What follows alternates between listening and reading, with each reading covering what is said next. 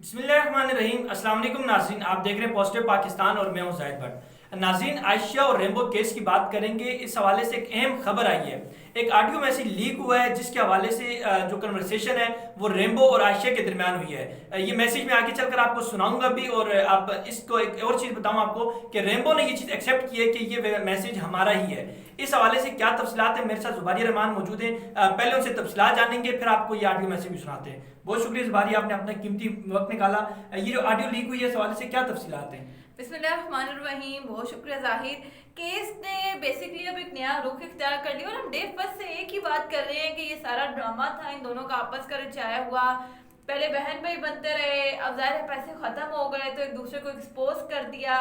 खैर उसकी तफसीलात पे हम नहीं जाएंगे। ऑडियो टेप लीक हुई है उस पर बात करूंगी, ये क्या मामला है। लेकिन उससे पहले इस ऑडियो टेप लीक होने का बैकग्राउंड क्या है जरा वो नाज़रीन को बता दें ताकि आसानी से समझ आ सके। आपको याद हो कि शनाख्त परेड का अमल हुआ था जिस पर हमने एक व्लॉग भी किया था। 106 में से उन्होंने 4 लोग, वो भी गलत, जो 6 लोगों की शनाख्त हुई जिसमें से 4 लोग गलत शनाख्त किए गए थे। अच्छा, अब मैं आपको बताऊंगी कि ये 4 लोगों को गलत शनाख्त करने की वजह क्या थी। ये लिंक कर रहा है इस ऑडियो से। दोनों की ऑडियो नाज़रीन अभी सुन भी सकते हैं हमारे चैनल पर। वो ये है कि दोनों आपस में मुल्जिमान से पैसे लेने की बात कर रहे हैं क्योंकि इन्होंने गलत शनाख्त किया, ठीक है, लेकिन शनाख्त कर लिया। तो अब जाहिर है कि उनके ऊपर से इल्ज़ाम अगर हटाना है और कोर्ट को ये कहना है कि मुझे भूल गया या जो भी हफ्ते के ड्रामे उछालते रहे हैं, तो अब अगर ये कोई इस तरह का ड्रामा करके जो है वो मुल्जिमान को ये साबित करेंगे कि ये वो लोग नहीं हैं, तो फिर ये क्यों करेंगे, इस पे बात करूंगी। रैम्बो ने बेसिकली ऑडियो में रैम्बो ने उससे पूछा है आयशा से कि मुजरिम 6 हैं या 7, जिसके जवाब में आयशा ने कहा है कि 6।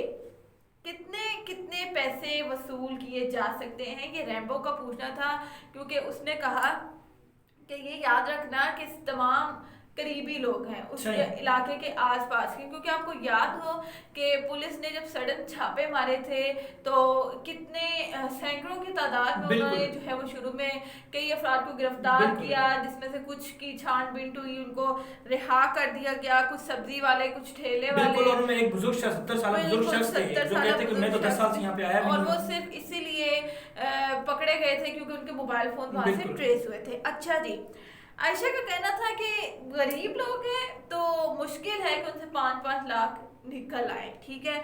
अब आपको याद हो मतलब ये उनको देखने के बाद ये ब्लैकमेल करना चाह रहे थे। ये अब उनको ब्लैकमेल करना चाहते हैं। आपको याद हो जाहिर के सबसे पहले 2 शख्स इकरारुल हसन साहब और यासिर शामिल, दोनों की मैं बहुत दिल से इज्जत करती हूँ, बहुत रिस्पेक्ट करती हूँ, लेकिन इस केस ने उन दोनों का इमेज खराब किया।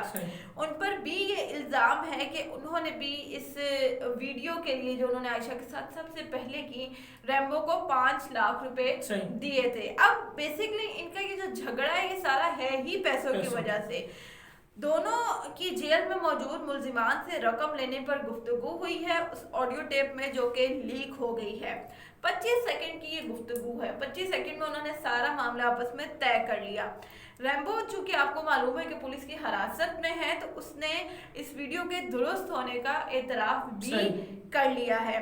इससे पहले आपको याद हो कि रैम्बो का एक इंटरव्यू जो है वो हमारे सामने आया था जिसमें वो ये एतराफ कर रहे हैं कि ये सारा वाकया जो है वो प्लान के तहत आयशा ने वहां जाना जरूर था लेकिन मेरे साथ नहीं।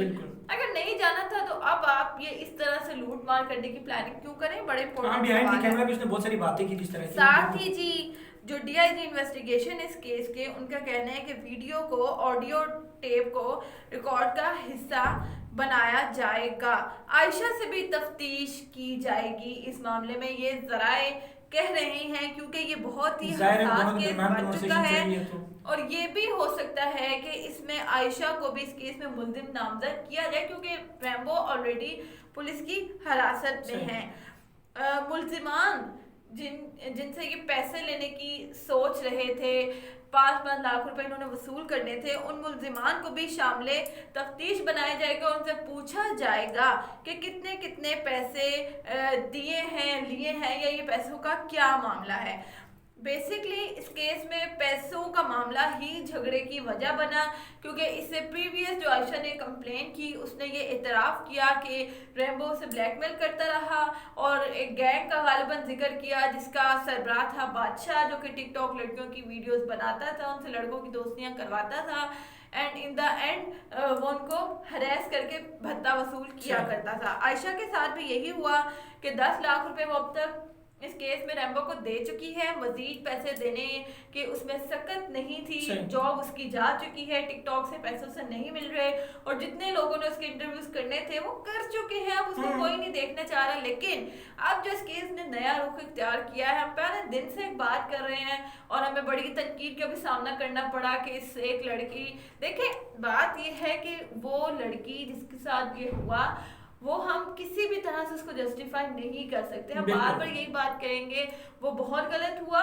नहीं होना चाहिए था, लेकिन इनके खिलाफ सख्त से सख्त कार्रवाई होनी चाहिए। वो क्यों? एक बहुत ही स्पेशल दिन पाकिस्तान के लिए, पाकिस्तान के एक मुकद्दस मकाम को इन्होंने, मुकद्दस ही है हमारे लिए, यादगार है, उसको नुकसान पहुंचाया, पाकिस्तान के नाम को नुकसान पहुंचाया, इस मुल्क में रहने वाले हर मर्द की जो इमेज है उसको नुकसान पहुंचाया, आलमी सतह पर पाकिस्तान की बहुत जो है वो जिल्लत का सामना बना ये केस। तो इसमें जो है वो सख्त से सख्त कार्रवाई होनी चाहिए।